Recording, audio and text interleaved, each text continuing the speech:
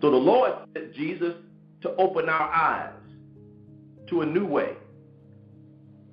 And we must be willing to think this new way. And the more we show that we're willing to think this new way, the more new things from the Lord can happen for us.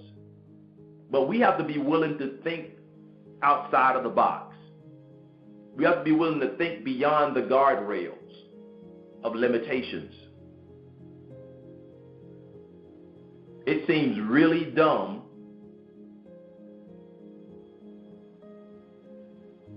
that a person that's a male and a female can do the same job but get paid differently.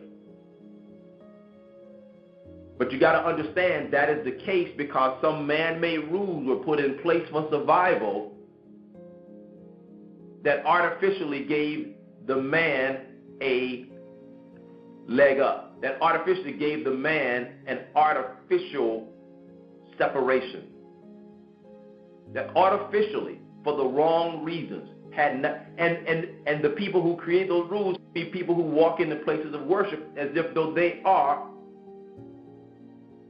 honoring God. What I'm trying to get you to see, this is how this society didn't make itself.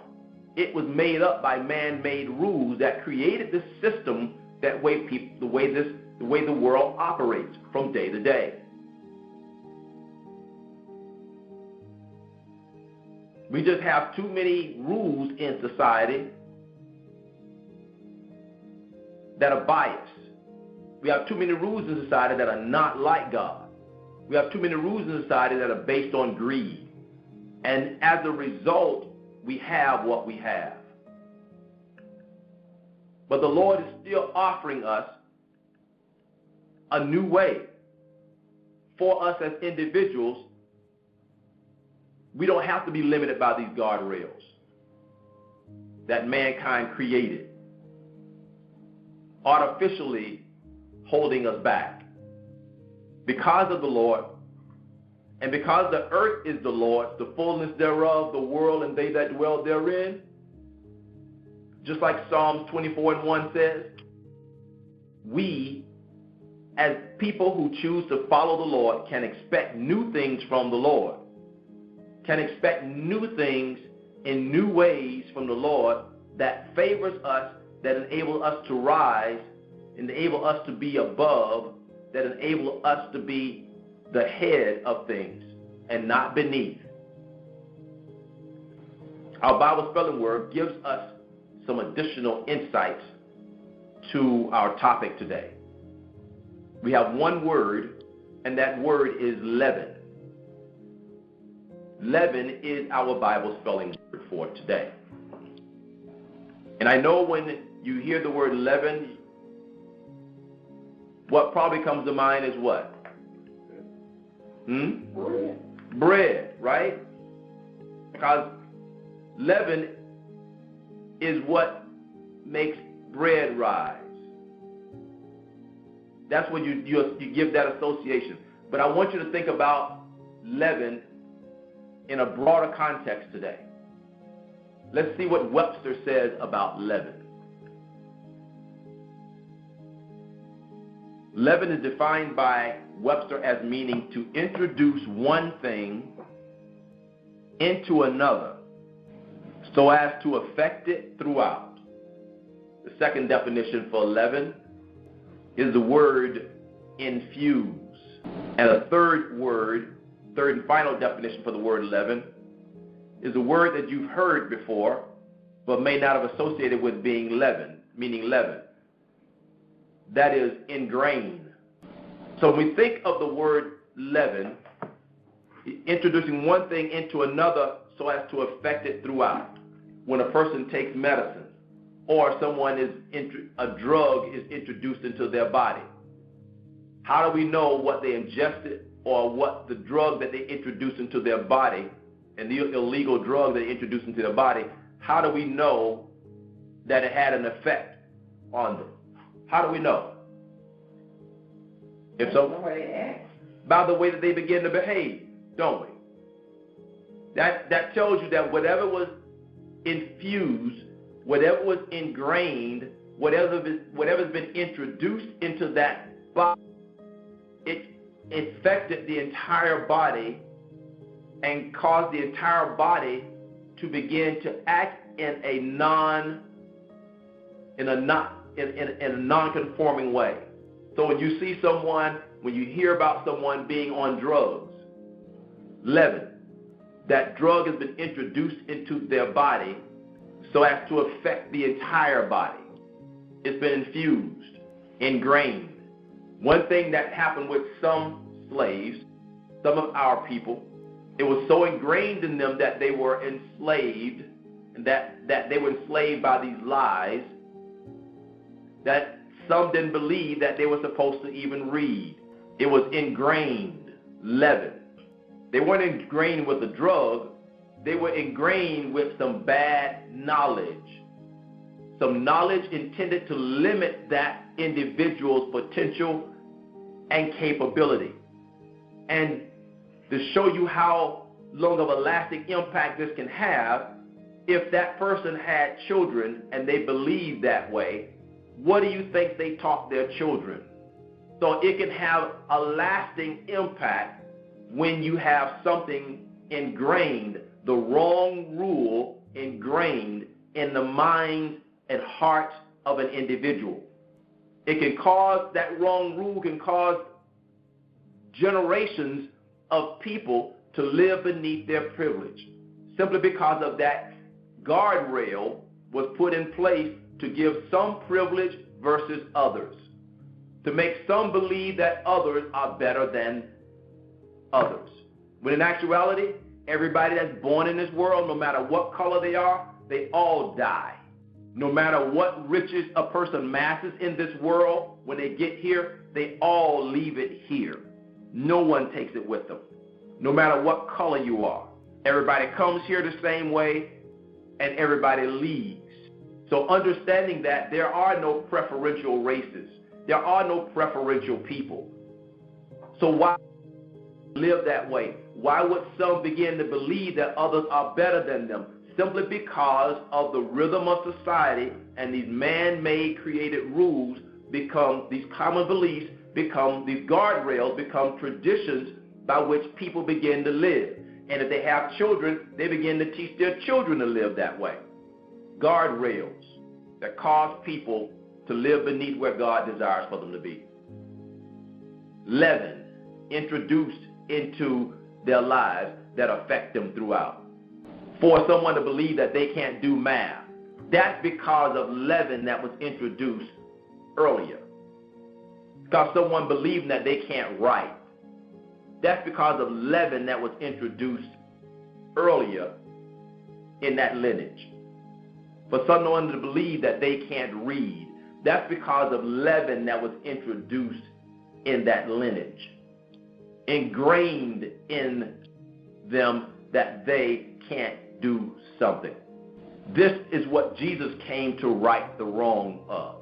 He came to get us to recognize that God desires these lies, these things that were binding people's lives to be laid aside. And for us to expect from the Lord to be set free from these things. For us to expect from the Lord to rise from failure to success. To be transformed from not having to having. From not being healed to being healed. To be transformed from being the tail in society, in your community, to being the head. From being losing all the time to winning. To go from being sad all the time to being happy. It was God's desire that this new quality of life would be God's people. But in order to do that, they got to come from underneath the leaven.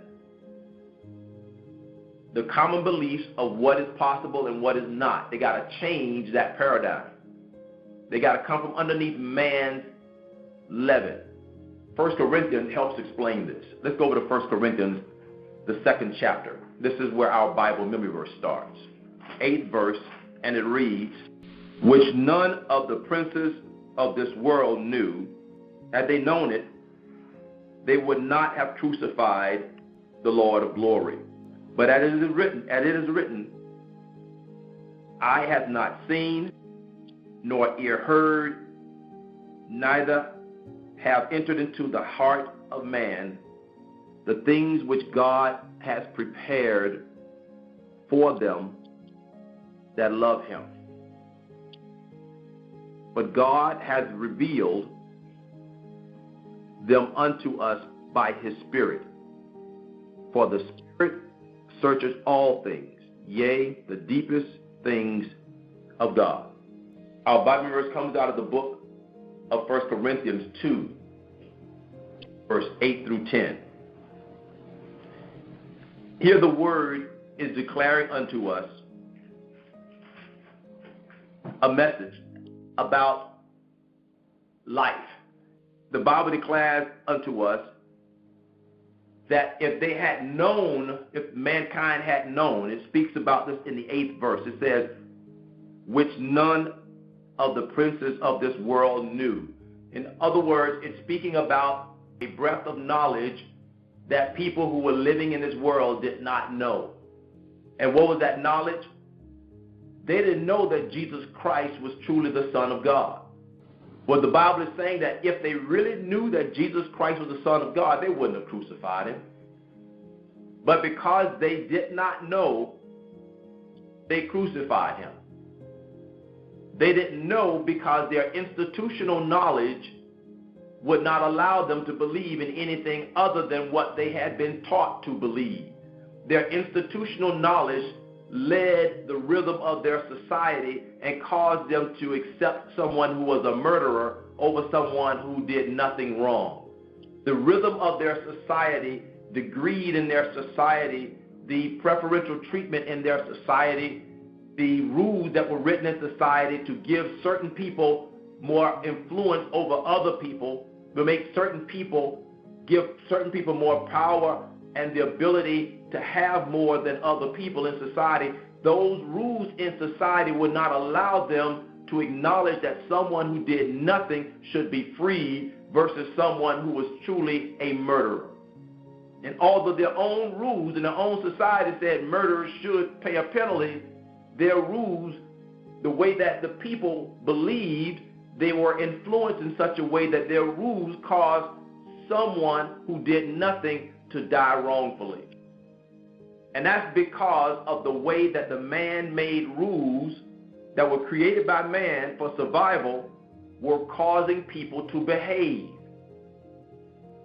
People were respecting guardrails or limitations in their life that were artificial, that were wrong, that were unfair.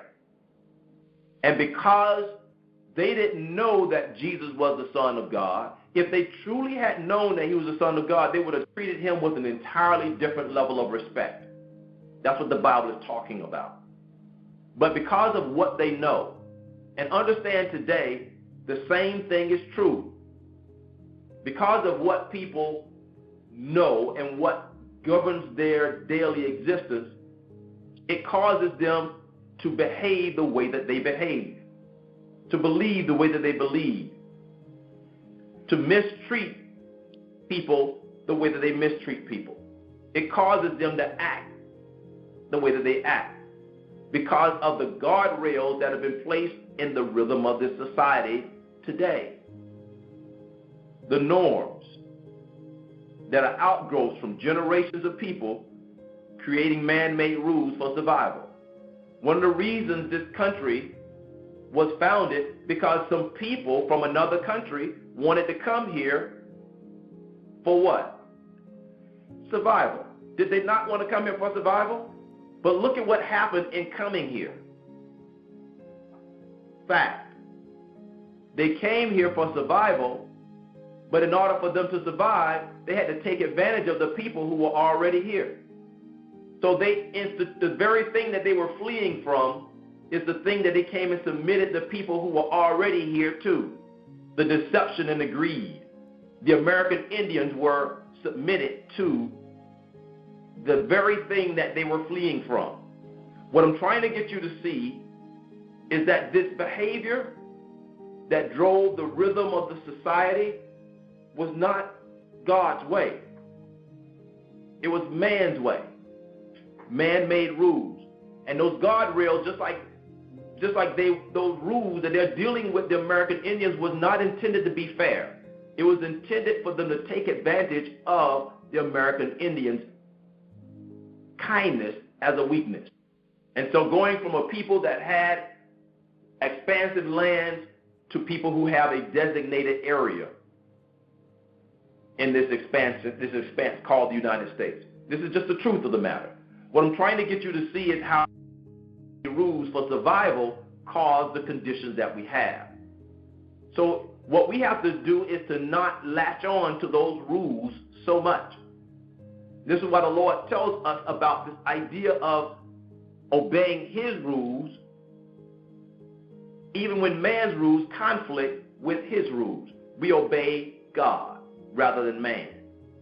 And by doing so, new good things that God has worked behind the scenes to provide for us will happen. But what we must learn to do, what our Bible verse goes on here to tell us,